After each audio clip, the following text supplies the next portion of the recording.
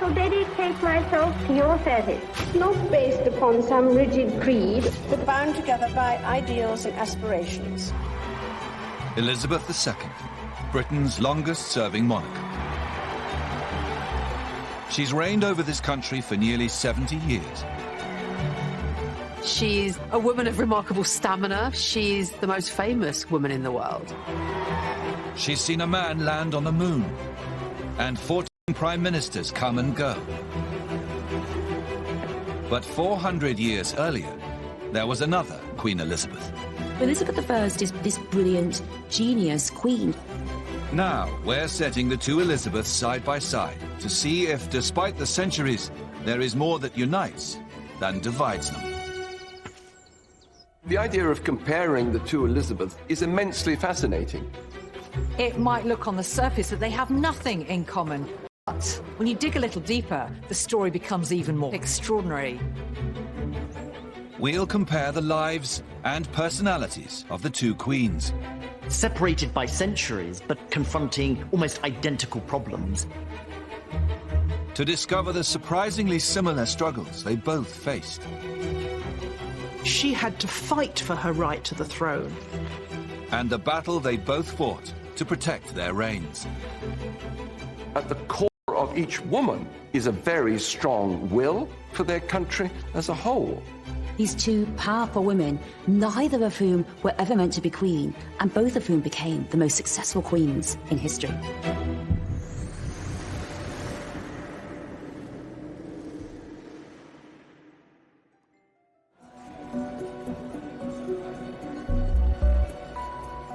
It may be hard to believe now, but two of our greatest monarchs were once royal nobodies.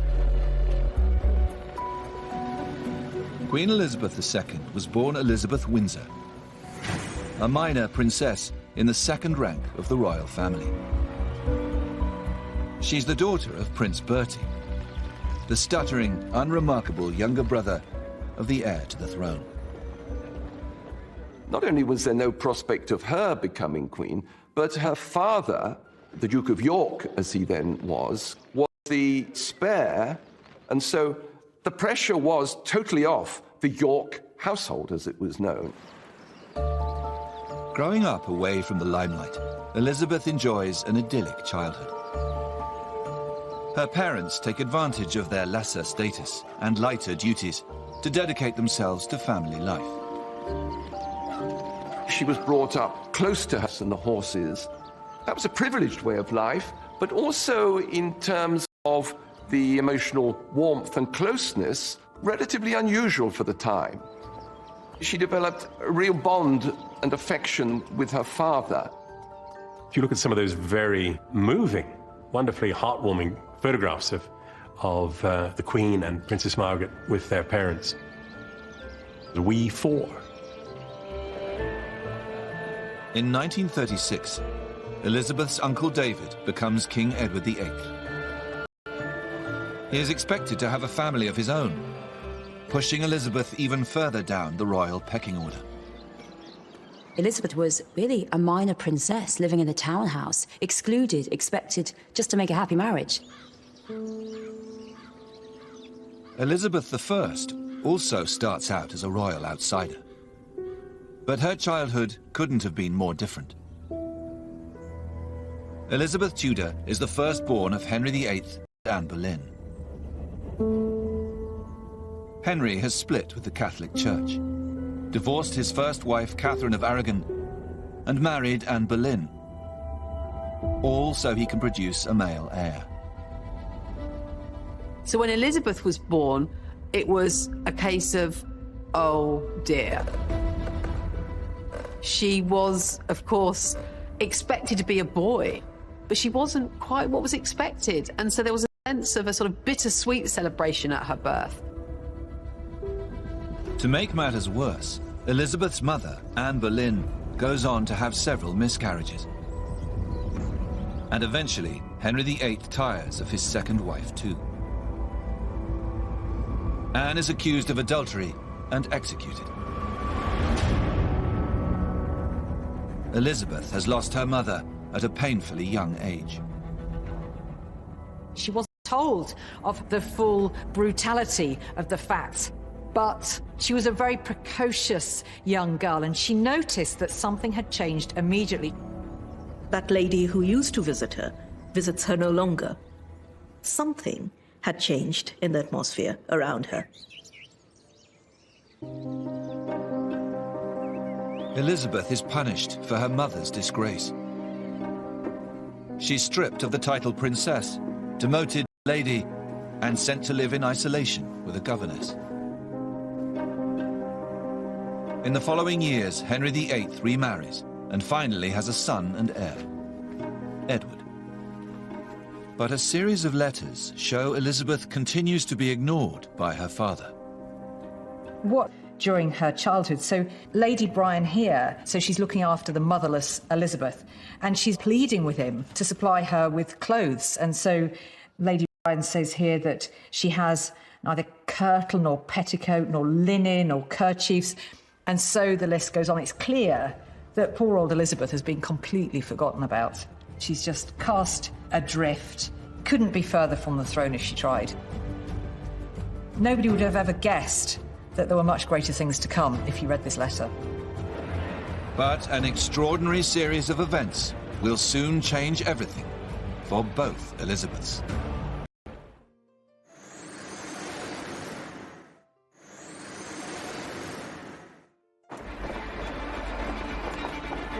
In late 1936, when Princess Elizabeth Windsor is just 10 years old, her uncle, King Edward VIII, falls in love with the American divorcee, Wallis Simpson.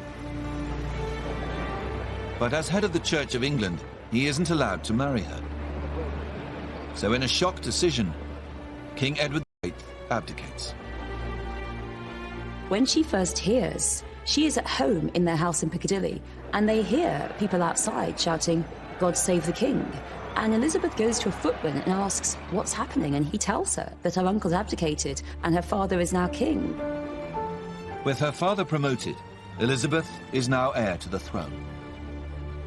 And in an instant, her life is set on a new path. No one in the royal family wants to become queen or king. They think it's a huge job, too much responsibility, too much pressure, and all that pressure placed on a 10-year-old girl who, up until then, had expected to become a farmer's wife. Now she's going to have to take on the big job. She's going to have to be queen. The stay-at-home father Elizabeth is used to is now a busy full-time monarch. And she is placed in intensive tuition for constitutional history to prepare herself to reign. Her close-knit family life has come to an end. Her uncle's abdication scarred the monarchy and scarred the family, and in many ways it shaped Elizabeth II's own monarchy as well.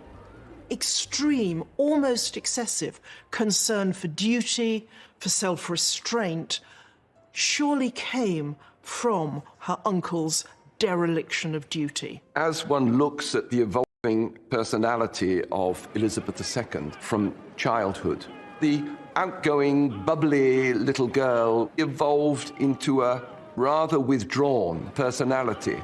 And I think that is the weight of responsibility upon her. 400 years before her, young Elizabeth Tudor is on a tumultuous path of her own. It's interesting, both Elizabeths had a rocky road to the throne. Elizabeth II came to the throne through great trauma for the monarchy. Elizabeth I, heaven knows, she was in the succession, she was out of it. She had to fight for her right to the throne. When the neglected Elizabeth Tudor is 13 years old, her father Henry VIII dies, and her half-brother Edward becomes king. But the sickly boy passes away just a few years later.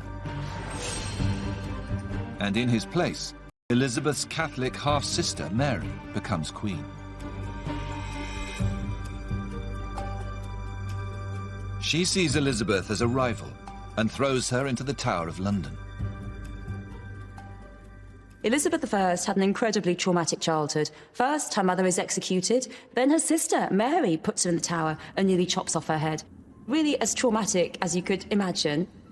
Her life is under threat. She's constantly having to the mood of the people in power in order to increase her chances of survival.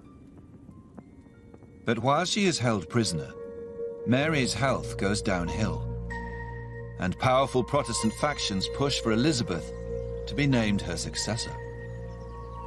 Mary refused to acknowledge Elizabeth as the princess, but Elizabeth is very much a symbol of Protestant hope in Mary's Catholic England.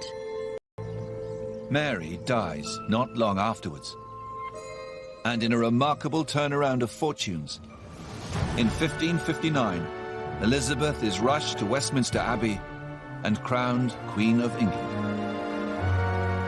Here is Elizabeth, 25 years old, who has suddenly realized that rather than being a prisoner and in danger of life, she's now the Queen. And so finally, Elizabeth had her day. She was Queen, but nobody could ever have predicted that would happen. I think that our best monarchs in history come from obscurity. You have these two young girls out there, and then they're catapulted into a new position. And that, to me, is a fascinating parallel. At exactly the same age, just 25 years old, Elizabeth Windsor is in Kenya on a royal tour when she's told some unexpected news. Her father, King George VI, has suddenly died at the age of just 5. His battle with lung cancer has been kept from Elizabeth and her sister. It was an utter shock to her. She expected her father to go on. He was just a young man. The country had been told he was fine because all the royal family were in denial, as were the courtiers. Only I think the king himself knew what was coming. Everyone knew that Princess Elizabeth was going to become Elizabeth II, but no one realised it would happen then. Elizabeth left England as a princess. She flew back only a week later as Queen. Both Elizabeths have taken an unpredictable road to the throne, filled with trauma and disruption. But their experiences will make them strong. The fact that neither Elizabeth was supposed to be Queen, that tortuous path, meant that they don't have that sense of entitlement, as if they had been born to rule. They're perhaps more aware of the enormity of their situation, actually, the challenges that they might face in not having been groomed for queenship. They never take it for granted.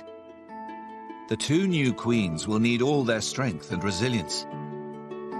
And right from the start of their reigns, Elizabeth I and II face a surprisingly similar issue. What to do about the men in their lives? You'd think that 400 years later that it really wouldn't matter in the same way, but guess what? The same questions keep on coming up. And there is one desire that the two queens have in common. Both women are determined to marry for love. The similarities are not just between the two Elizabeths, but between the two men in their lives. And I think this is indulging, really, their passionate side, their wilder side. They want a partner who is different to themselves. When Elizabeth I takes the throne, she is still a single woman. An unacceptable situation in the 16th century.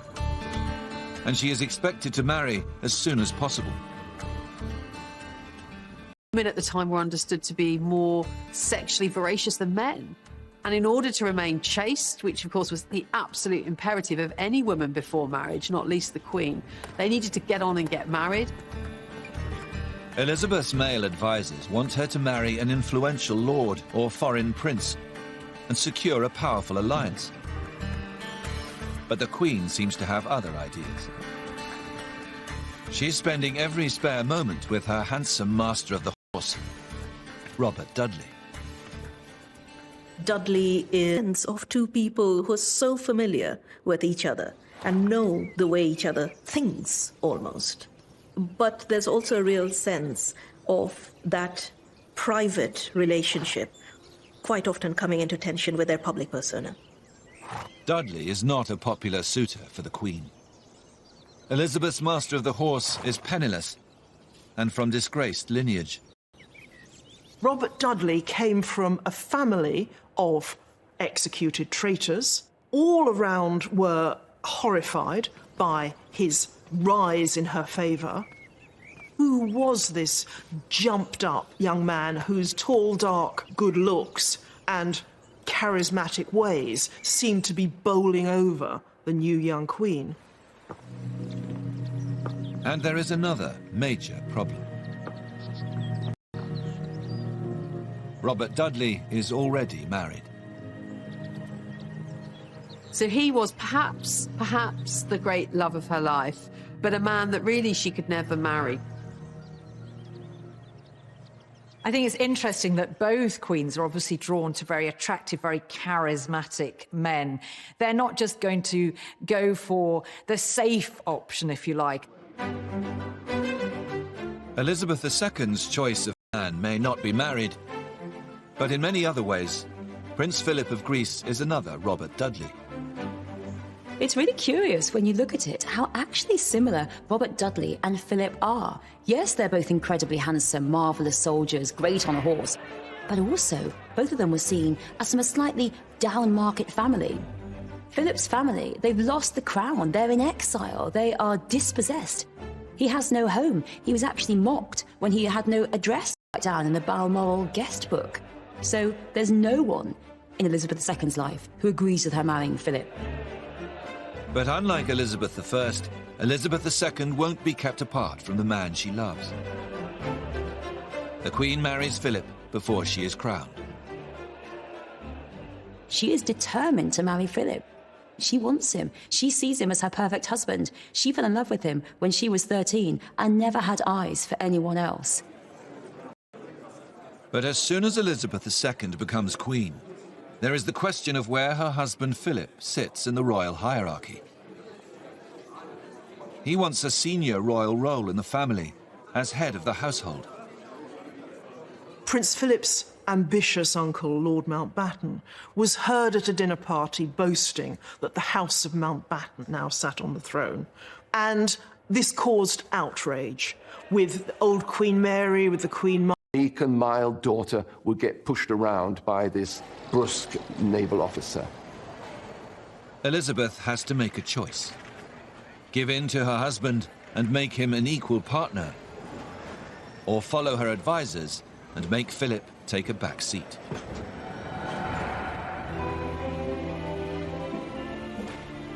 Okay, so we're in 1953. Elizabeth II has been ruling only for a few months. And I think what's interesting is the sense of space. Everyone arrayed around greeting the monarch. And of course, hubby in the background, quite literally 2 steps behind. That dynamic, you can't have any ambiguity here that Elizabeth is the ruler, Elizabeth is the queen, and Philip awkward, shifting around, not sure where to look. He is always going to be the bit part here. The centre stage, the focus of this relationship between the two of them is, of course, Elizabeth. Philip is named Queen's consort, and nothing more. And he's told to spend his life locked exactly 2 steps behind his wife. His role is supportive. It is never as the star. I think this was a very tough decision for Elizabeth II because the Queen was deeply conventional in all other respects, but she was having to fly in the face of that and actually establish her own superiority over her husband. And arguably, both queens had to make a choice between love and duty, and both chose duty. But they did it very differently, of course. But it's interesting that they were both faced with this same conundrum. 2 years into Elizabeth I's reign, she finally has the opportunity to marry her forbidden love. Dudley's wife Amy has died suddenly in a fall, and he's now a single man. But the circumstances of his wife's death are hugely controversial. She was found at the bottom of a staircase, and rumours circulated that perhaps even the Queen had been involved. Her death was just rather too convenient. There's a lot of gossip in the court, as is inevitable in this period. But at this particular moment, those gossips really turn vicious. As the backlash grows, Elizabeth fears the scandal could endanger her hold on the crown.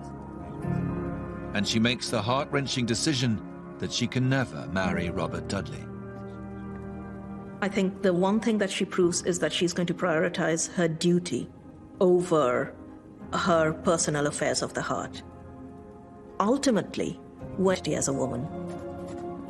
Denied the man she loves, Elizabeth takes drastic action to solve the problem of who will be her husband. In a statement to Parliament, she resolves never to marry. I think it's absolute genius crafting of a speech, because she turns it on them.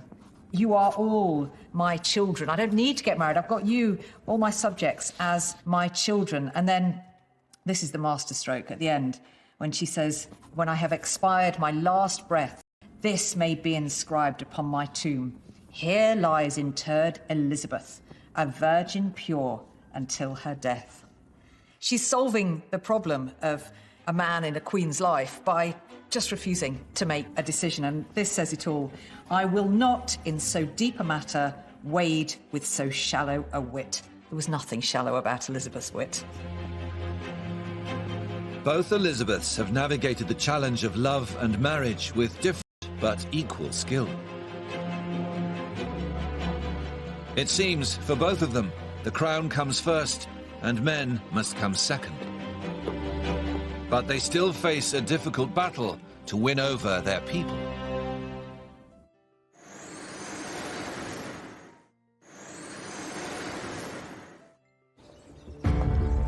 Today, we may think of Elizabeth I and Elizabeth II as two of our most popular and successful monarchs. But it wasn't always this way. A few years into their reigns, both queens are seen as weak and incapable. And there are real doubts about their ability to do the job. What does this naive young woman know about running a country? Women aren't fit to rule because they're too emotional. They're not rational enough. You see these two women coming to the throne, and it's a fight. It's a huge fight. Winston Churchill, thinking about dealing with Elizabeth II, he cried. He said, she's just a child. I mean, she was 25 with two small children, but to him, she was a baby, and that's because she was a woman. At the start of their reigns, both queens have a real problem finding a way to project themselves as female leaders. In Elizabeth I's first portrait, she doesn't look like a commanding ruler. She looks like an awkward cardboard cutout, with her hunched shoulders and pinched waist and the awkward placement of her hands, as though she doesn't quite know what to do with them. This is not someone who would particularly inspire confidence in us.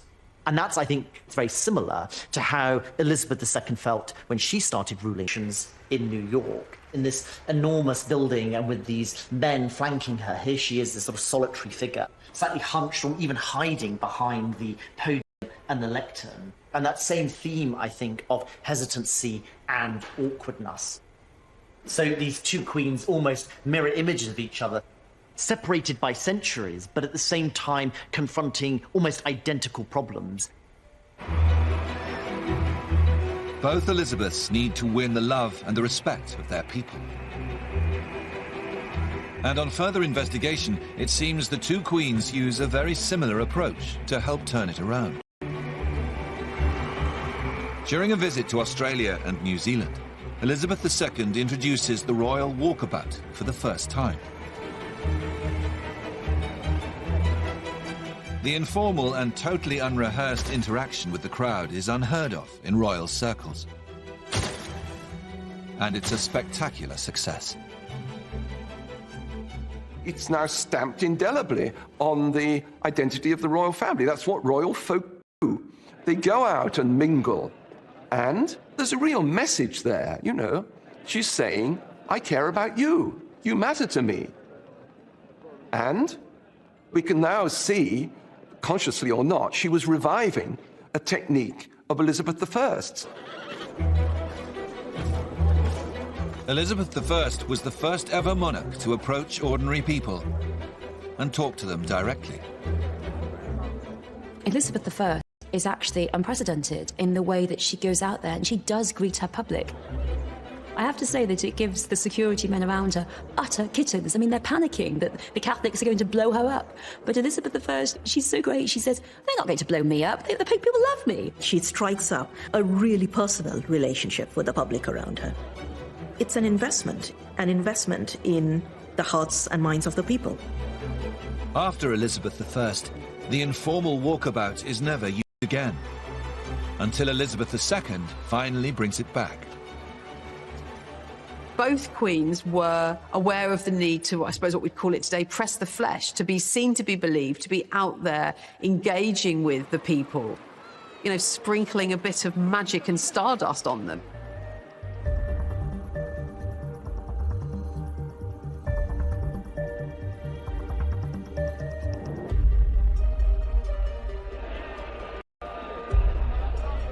And both reigns coincide with new forms of mass media, which they use to rebrand themselves with a carefully crafted image,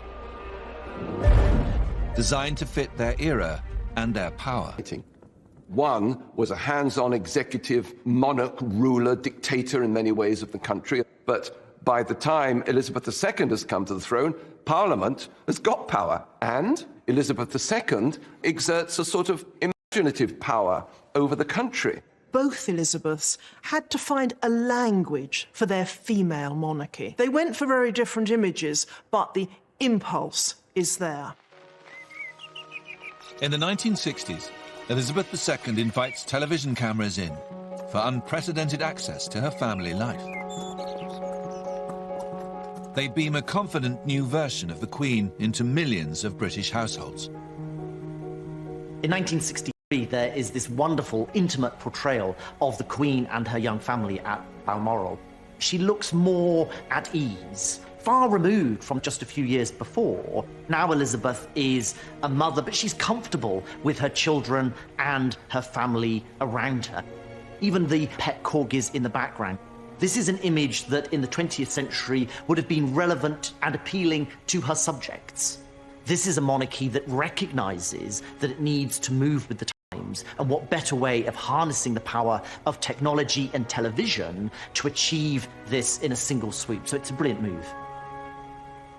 And I can remember as a boy watching that with absolute fascination. Look, there's the Queen, there's Prince Philip, and they're just like us.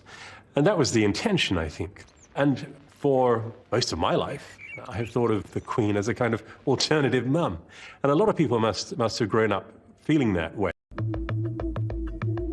Elizabeth I was also using new forms of mass media, but in her case, it's a little-known piece of Tudor technology. Using a tracing technique called underdrawing, she sets out a commanding new look.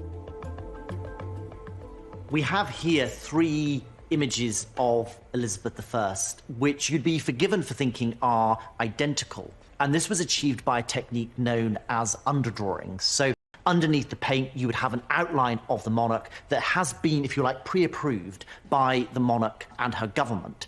And this ensured, as you see here in these three images, an almost identical replica of the Queen's likeness. We've got the very determined expression. We've got her arrayed in black. Black also, of course, provides the perfect foil for all of this wonderful gold and pearl jewellery. She is undeniably a Tudor monarch. Elizabeth bans previous portraits. And using this technique, her new regal... You would have one of these images in your home. It ensures that across the land, and indeed even overseas, there can be one clear, striking and powerful image of Elizabeth as she wanted to be perceived by her subjects. Tudor propaganda, I suppose, at its most effective. Elizabeth I knows they want Gloriana, the Rainbow Queen, excess and perfection. It's all about diamonds, it's all about excess, it's all about bling. But you'll very rarely see Elizabeth II in all the bling. She prefers not to. It's all about dressing as if it looks frugal and modest. It's a tartan family portrait. But both of them are keenly aware of what the nation wants. They are both mistresses of royal spin. And the similarities don't end there. On the surface, the shy and moderately introspective Elizabeth II could not be more different from the extrovert and glittering Queen Elizabeth I with all her executive powers. But actually, at the core of each woman is a very strong will, real pride, real ambition for themselves, for their position, and for their country as a whole. They come from families who don't privilege girls' education, and yet both of them are absolutely brilliant, and they are the cleverest, most intelligent monarchs I think that we've had. Elizabeth II is an absolute genius with her papers and with her memory. Elizabeth I, she knew Latin, really, as a toddler. Elizabeth I wasn't a sort of wilting flower and a very delicate woman, such as the ideal was at the time. She loved hunting. She would spend hours on end engaged in the chase, and actually she wouldn't flinch from making the kill herself. And I think parallels can be drawn there to Elizabeth II. Certainly not a fragile female role model at all. When we think of queens in general, we think of these kind of revered figures who are sitting on thrones the whole time. But actually there was this kind of normality, connecting with her horses and the outdoors. And I think that is a nice, common, human fact that does actually unite these two queens. Both women share a strength of personality, and after a difficult start, have proven themselves to their people. But overseas, trouble is brewing.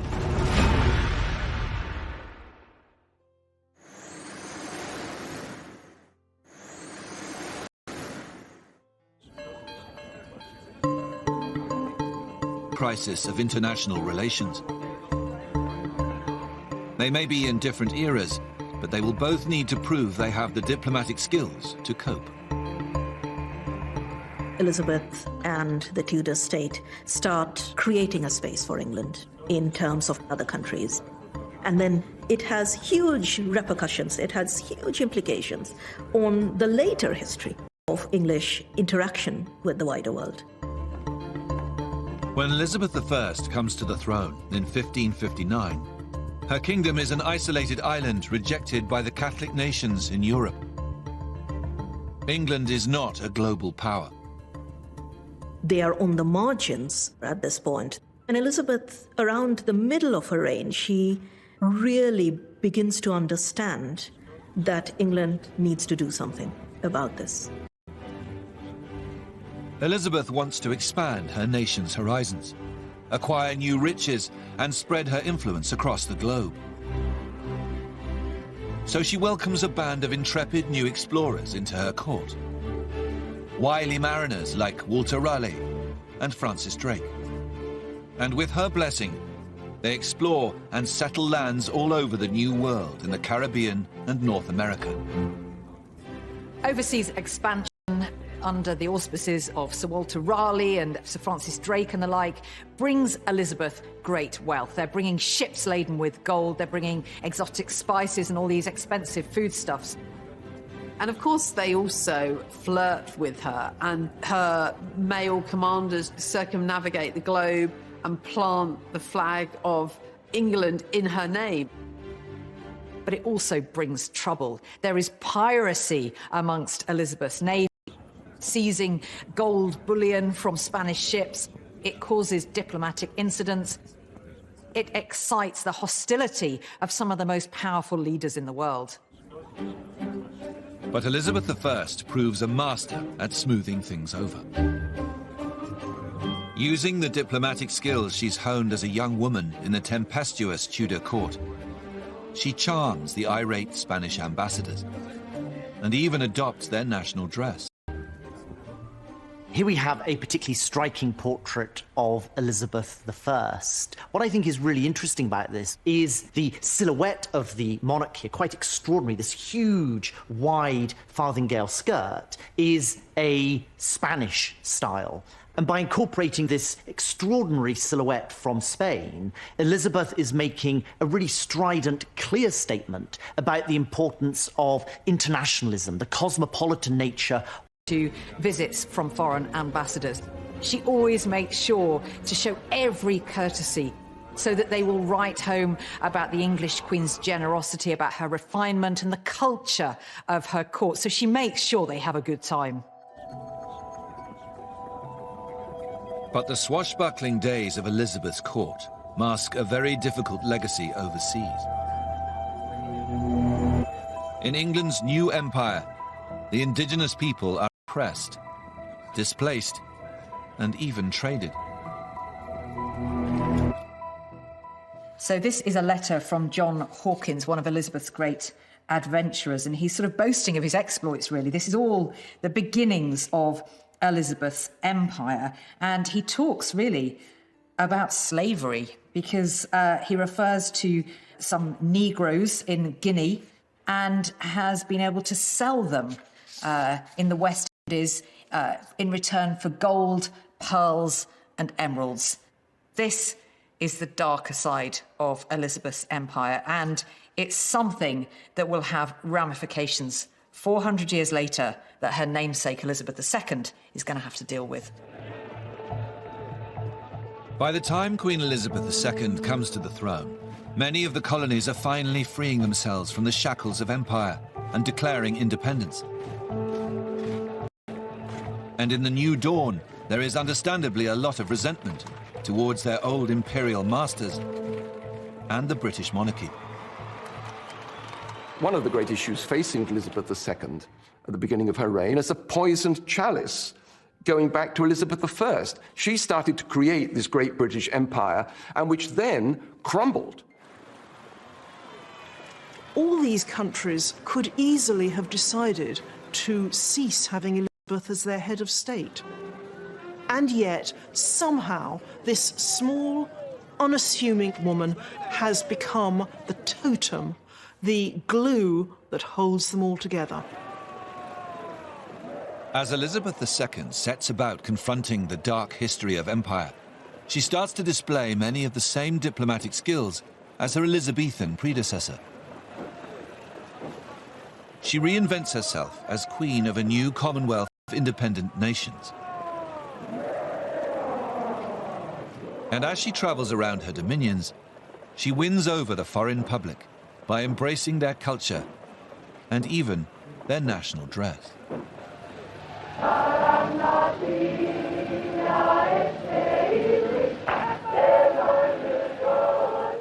In 1977, the Queen travelled Rome, and we see her here being given a Maori cloak, which she is about to wear.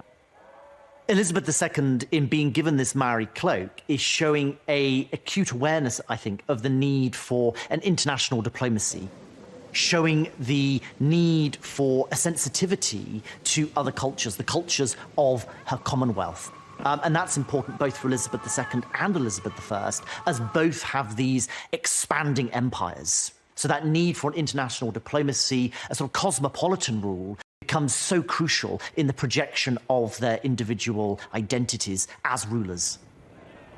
I think we really can say each woman is a very strong will for their country as a whole. These two powerful women, neither of whom were ever meant to be queen, and both of whom became the most successful queens in history.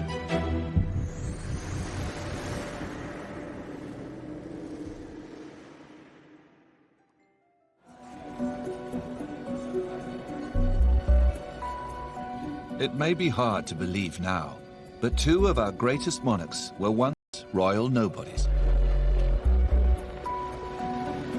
Queen Elizabeth II was born Elizabeth Windsor, a minor princess in the second rank of the royal family.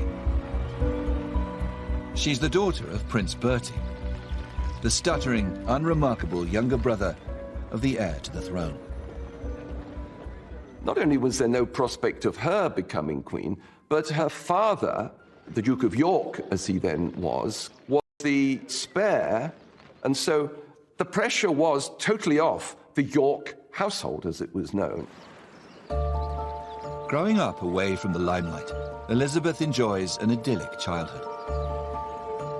Her parents take advantage of their lesser status and lighter duties to dedicate themselves to family life. She was brought up close